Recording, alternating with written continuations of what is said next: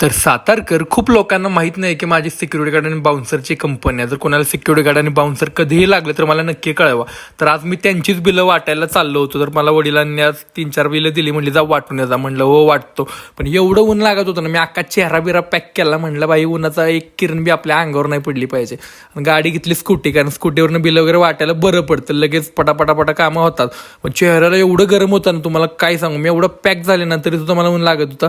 म्हटलं ठीक आहे चला आता पटापटा लवकर कामं करून घ्यावीत.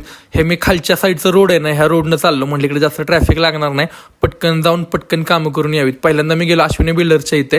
तिथं मी माझं पहिलं बिल दिलं, कारण तिथनं बाकीचे पॉईंट सगळे जवळ होते. तर तुम्हाला कुठलं कंस्ट्रक्शनचं कुठलं जरी काम करत असेल तर ह्यांच्याशी नक्की कॉन्टॅक्ट करा. तर ह्यांचं बिल देऊन मी डायरेक्ट गेलो MIDC मध्ये.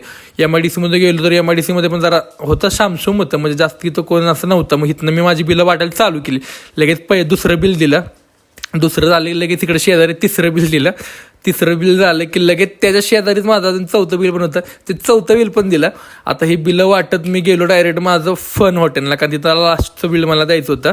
तर तिथं आत गेलो तर तिथं सगळं सामसूमच होतं, पण बाहेरल्या गाड्या लागलेल्या. मग तिथं मी माझं शेवटचं बिल दिलं म्हणजे त्या इथं मी सिक्युरिटीच्या ऑफिसमध्ये बिल दिलं. आणि तिथनं मी डायरेक्ट गेलो. कुठे गेलो माहिती का तुम्हाला? मला एक फोन आला आणि त्यांनी मला लई शिव्या घातल्या की लवकर ये. मग तिथून मी गेलो. ह्या गाडीवरनं तुम्ही ओळखू शकता मी कुठे गेलो असेल. मी गेलो सूरजदादांच्या घरी. सूरजदादा रेळेकर, ट्रॅफिक पोलीस सातारा. त्यांच्या आज पूजा होती घरात. त्यांनी मला फोन करून बोलले की लवकर आहे. त्यांच्या घरी गेलो तर ते पूजेला आधीच बसले होते. जरा ओरडले मला.